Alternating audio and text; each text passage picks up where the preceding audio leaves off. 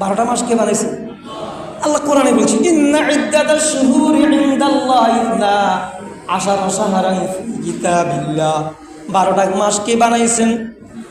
আমার আল্লাহ বানাইছেন 12টা মাস। শুক্রবারের দিনটাও আমার আল্লাহ বানাইছেন, শনিবার, রবিবার, সোমবার, মঙ্গলবার, বুধবার, বৃহস্পতিবার, শুক্রবার, তাও আমার আল্লাহ বানাইছেন। পৃথিবীর কোনো মানুষ বানাই নাই। 12টা মাসও কোনো পৃথিবীর কোনো মানুষ বানাই নাই, আমার আল্লাহ বানাইছেন। আরবি মাস মুহররম, সফর, রবিউল আউয়াল, রবিউল আখির, জমাদিউল উলা, জমাদিউল আখির, এরকমভাবে যে আরবি 12 মাসটা বানাইছেন, এই আমার আল্লাহ আরবি 12 মাসটা বানাইছেন। এই আরবি 12 মাস থেকে যে বাংলা 12 মাস তৈরি হয়েছে, আরবি 12 মাস থেকে বৈশাখ, জ্যৈষ্ঠ, আষাঢ়, শ্রাবণ, এই আরবি 12 মাস থেকে বাংলা 12 মাস তৈরি হয়েছে। আরবি 12 মাস থেকেই ইংরেজি মাসগুলা তৈরি হয়েছে। তাইলে সব কিছু আল্লাহ দেখাইছেন, কিন্তু দুনিয়ার মানুষ এটাকে সিস্টেম করে। ওই আরবি থেকে বাংলা বানাইছেন, আরবি থেকে ইংরেজি 12 মাস বানাইছেন, ঠিক কিনা? এরকমভাবে আরবি 12 মাস থেকে সব মাসগুলা হয়েছে। আর দিনগুলাও তো কেউ বানাইতে পারে নাই। শনিবার, রবিবার, সোমবার, এরকমভাবে আমার আল্লাহ বানাইছেন। রাত বানাইছেন কে? আল্লাহ। দিন বানাইছেন কে? আল্লাহ। মাহে রমজান বানাইছেন কে? আল্লাহ। হজ বানাইছেন কে? আল্লাহ বানাইছেন। জিলহজ মাসের যে 10 দিন, এটা কে বানাইছেন? আমার আল্লাহ বানাইছেন। আমার আল্লাহ বলে যতগুলা দিন আছে, যতগুলা দিন আমি বানাইছি। আল্লাহ কি কয়?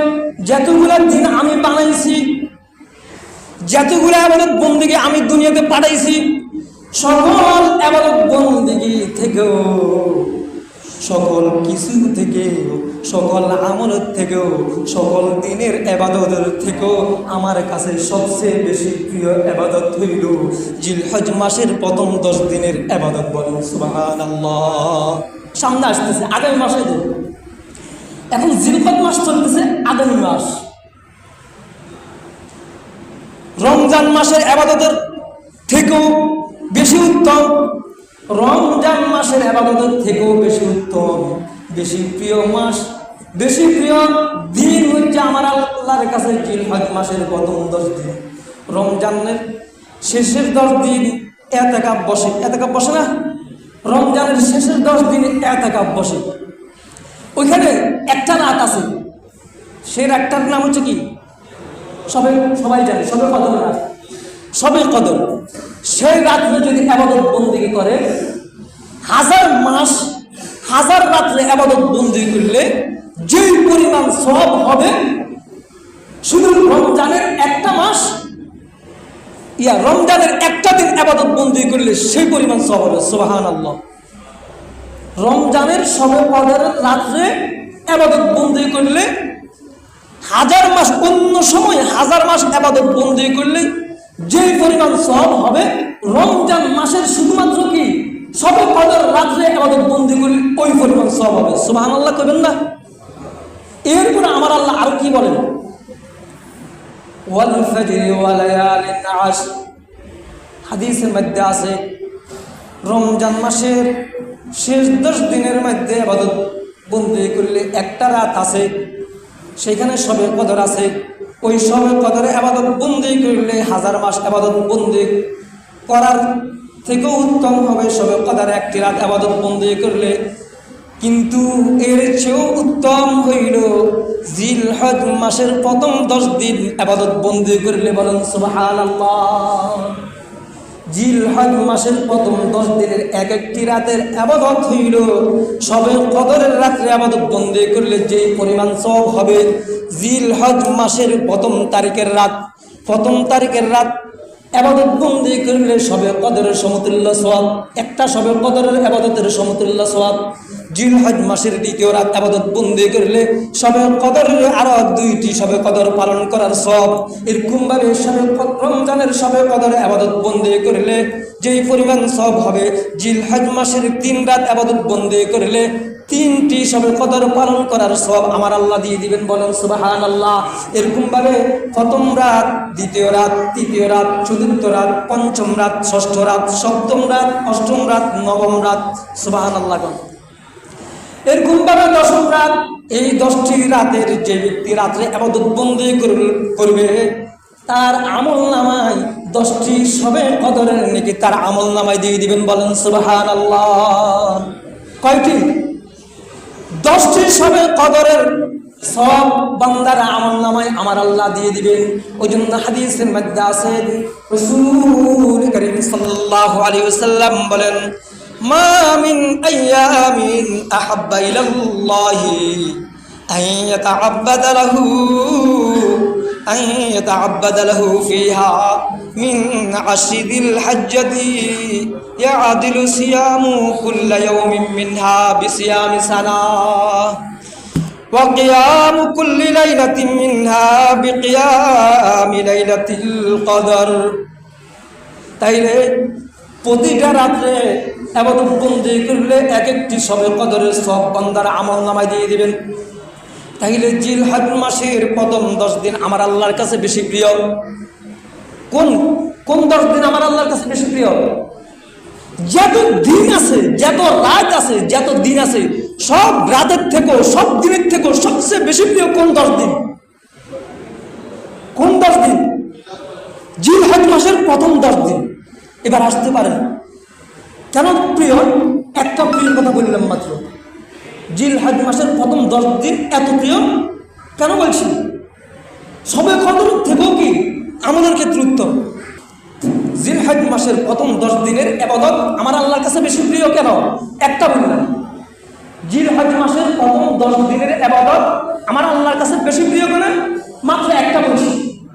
এবার আসেন, জিলহজ মাসের এই 10 দিনের ভিতরে যেই পরিমাণ ইবাদত বন্দেগী হয়, জিলহজ মাসের প্রথম 10 দিনের ভিতরে যেই পরিমাণ ইবাদত বন্দেগী হয়, অন্য কোন মাসে, অন্য কোন দিনে, অন্য কোন রাত্রে এই পরিমাণ আমল হয় না। বলেন সুবহানাল্লাহ।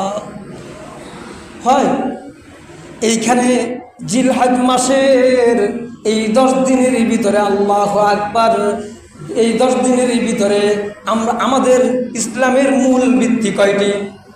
কথা কয় না? মূল ভিত্তি ইসলামের কয়টি? 5টি। 1 নম্বর মূল ভিত্তি কি বলেন? সাক্ষী দেওয়া। কি দেওয়া? আল্লাহর উপর বিশ্বাস করা, সাক্ষী দেওয়া।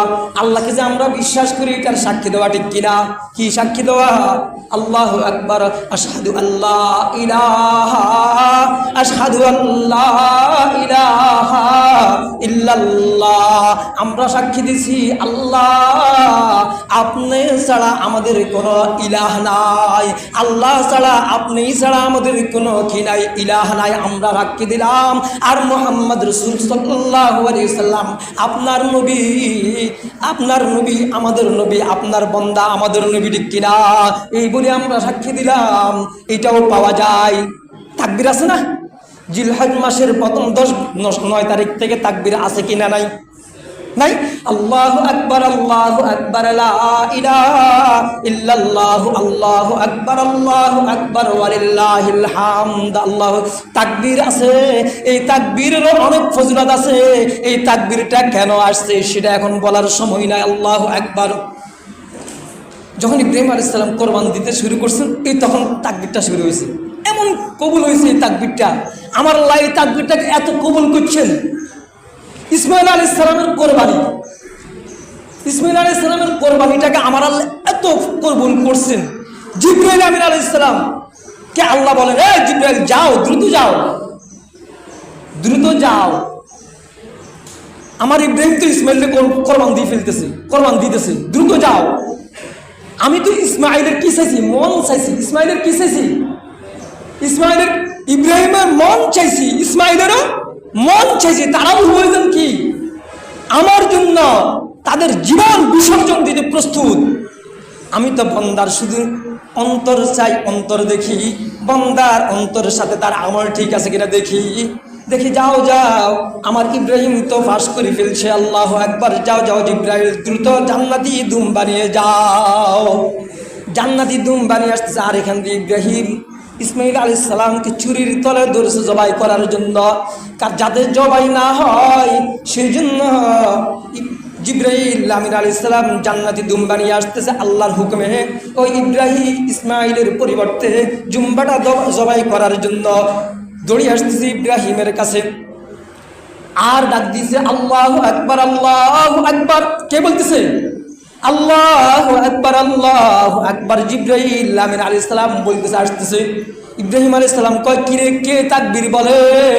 কে তাকবীর কয়? তাকাইছে উপরের দিকে, দেখতেছে জিব্রাইল আসতেছে। সুবহানাল্লাহ কোন? জিব্রাইল আমিন আলাইহিস সালাম আসতেছে দুম্বানি, জান্নাতি দুম্বানি। আল্লাহু আকবার আযীম, ওয়া ফাদাইনাহু বিযাবহিন আযীম। বড় অথচ ছোট, দুম্বাটা হচ্ছে ছোট, আল্লাহর কাছে কি এটা অনেক বড়। আসতেছে ইব্রাহিম আলাইহিস সালাম ওই জিব্রাইলের মুখে আল্লাহু আকবার, আল্লাহু আকবার তাকবীরের ধ্বনি শুনে তিনার জোশ চলে আসছে। কি চলে আসছে? জোশ। তিনি আর থামাইতে পারে নাই। তখন তিনি বলতেছে আল্লাহু আকবার, আল্লাহু আকবার, আল্লাহু আকবার। জিব্রাইল বললেন, তিনি বলতেছেন লা ইলাহা ইল্লাল্লাহু আল্লাহু আকবার। কে বলছেন? ইব্রাহিম আলাইহিস সালাম বললেন। এরপরে পিতার মুখ থেকে ইসমাইল আলাইহিস সালাম যখন আল্লাহর তাকবীরের ধ্বনি শুনলেন আল্লাহু আকবার, তিনারও জোশ উঠে গেছে। কার? ইসমাইল আলাইহিস সালামের। তিনি ছুরির তলে, ছুরির নিচে কে? ইসমাইল আলাইহিস সালাম। তিনারও জোশ চলে গেছে। তিনি বলেন আল্লাহু আকবার, আল্লাহু আকবার, ওয়ালিল্লাহিল হামদ। আল্লাহু আকবার। এই তাকবীরটাকে আমার আল্লাহ এমন কবুল করছেন, এই তাকবীরটাকে এমন কবুল করছেন, পুরা পৃথিবীর, পুরা বিশ্বের সকল মুসলমানদেরকে ওই জিলহজ মাসের 9 তারিখ ফজর থেকে নিয়ে জিলহজ মাসের 13 তারিখ আসর পর্যন্ত এই তাকবীরটা প্রত্যেক নামাজি ব্যক্তির উপরে, প্রত্যেক মুসলিমের উপরে এটা আল্লাহু আকবার ওয়াজিব করে দিয়েছেন। সুবহানাল্লাহ বলেন। ওয়াজিব করে দিয়েছেন। কেন? তাদের তাকবীরটা আল্লাহ এমন কবুল করছেন। সেখান থেকে কি এই জিলহজ মাসের 10 তারিখের ভিতরে তাকবীরটাও আছে। জিলহজ মাসের তাকবীর আল্লাহর উপর সাক্ষী দেওয়া, আল্লাহর উপর কি করা? সাক্ষী দেওয়া। সেখানে আছে না? কথা কয় না। জিলহজ মাসের 10 তারিখের ভিতরে এই প্রথম 10 দিনের ভিতরে তো তাকবীর আছে না নাই? তাকবীর আছে। আল্লাহু আকবার। দেখেন আল্লাহর উপর সাক্ষী দেওয়া আছে না নাই? আছে। এরপরে নামাজ আসেনি? কথা কয় না। কালিমার পরে কি? সাক্ষী দেওয়ার পরে কি? ইসলামের 5টি ভিত্তি বললাম না? এরপরে কি? নামাজ। ওই 5 দিন, ওই 10 দিনের ভিতরে নামাজ পড়তে হয় কি হয় না? ওই 10 দিনের ভিতরে নামাজ আছে না? নামাজ আছে। এরপর ওই 10 দিনের ভিতরে নামাজের পরে কি? রোজা। ওই 10 দিনের ভিতরে রোজা আসেনি? রোজা নাই? ওরে কম এই দিনের রোজা। আল্লাহু আকবার। এই দিনের রোজা হইল পূর্ববর্তী 1 বছর, তার পুরো 1 বছরের গুনাহ মাফ হয়ে যাবে। একদিন যদি রোজা রাখে তার সবে কদরের রোজা রাখলে যে পরিমাণ সব, ওই জিলহজ মাসের একদিন রোজা রাখলে এই পরিমাণ সব। সবে কদর রাত্রে ইবাদত বন্দি করলে যেই পরিমাণ সব, ওই রাত্রে ইবাদত বন্দি করলে এই পরিমাণ সব। আর জিলহজ মাসের প্রতিদিনের আমল 1000 দিনের আমলের সমতুল্য সব। সুবহানাল্লাহ কইবেন না?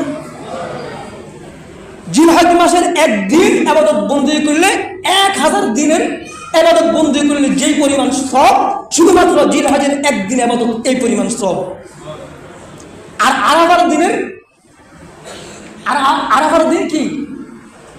আরাফার দিন হইল 10,000 দিন ইবাদত বন্দি করলে যেই পরিমাণ সব হবে, আরাফার দিনে ইবাদত বন্দি করলে সেই পরিমাণ সব হবে। সুবহানাল্লাহ। কত বড় কথা! এরকম ভাবে দেখেন, তাহলে জিলহজ মাসের প্রথম 10 দিনে তাইলে সাক্ষী দেওয়াও আছে, নামাজও আছে, রোজাও আছে, হজ আসেনি? হজ আছে না? হজও আছে। হজ করে না? হজও করে। আল্লাহু আকবার। ওই 10 দিনের ভিতরে হজ। এরপরে ওই 10 দিনের ভিতরে মানুষ যেই পরিমাণ ধন সম্পদ আমার আল্লাহর জন্য ব্যয় করে, পৃথিবীর বুকে অন্য কোনো দিন নাই, অন্য কোনো সময় নাই, অন্য কোনো রাত নাই, অন্য কোনো দিন নাই। জিলহজ মাসের 10ম তারিখে যেই পরিমাণ আমার আল্লাহর সন্তুষ্টির জন্য বান্দারা অর্থ ব্যয় করে, অন্য কোনো সময় কি এরকম অর্থ ব্যয় করে? আছে? তাহলে অর্থ ব্যয় এরকম হয় না? লক্ষ লক্ষ পশু জিলহজ মাসের 10ম তারিখে কি হয়? জবাই হয়। এরকম ভাবে যেই পরিমাণ, আল্লাহু আকবার, ওই শয়তানকে হাজিরা কি করে হজ করতে যখন যায়, তখন হাজিরা যেই পরিমাণ শয়তানকে পাথর নিক্ষেপ করে, অন্য কোনো সময় পাথর আর এত আঘাতপ্রাপ্ত হয় না। তাইলে জিলহজ মাসের প্রথম 10 দিনের ভিতরে সকল ইবাদত একসাথে পাওয়া যায়, বলেন সুবহানাল্লাহ। আমি জিলহজের প্রথম 10 দিনের গুরুত্বটাই বুঝেছি। তাহলে জিলহজের প্রথম 10 দিনের ভিতরে যে সব ইবাদতগুলো একসাথে পাওয়া যায়, অন্য কোনো দিনে সকল ইবাদত একসাথে পাওয়া যায় না।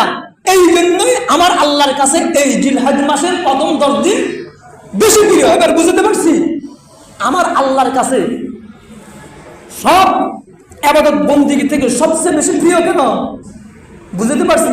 5টা আমল, 5টা ইবাদত সব কিছু আমার আল্লাহর কাছে বেশি প্রিয়। এই জন্যই সব ইবাদত বন্দেগী এই জিলহজ মাসের 10 দিনের ভিতরে পাওয়া যায়। যেমন একটা জিনিস দেখেন, লক্ষ্য রাখেন, আল্লাহর প্রতি ঈমান আনা আল্লাহর কাছে কি, আল্লাহর প্রতি ঈমান আনা আল্লাহর কাছে বেশি প্রিয় নয়? আমার দিকে লক্ষ্য রাখুন। ওনাদের কাজ করতেছে, আপনারা আমার কথাটা শুনুন। ওনার ব্যক্তিগত কাজে গেছে, আল্লাহর কাছে প্রিয়। আল্লাহর প্রতি ঈমান আনা এটা আল্লাহর কাছে প্রিয়।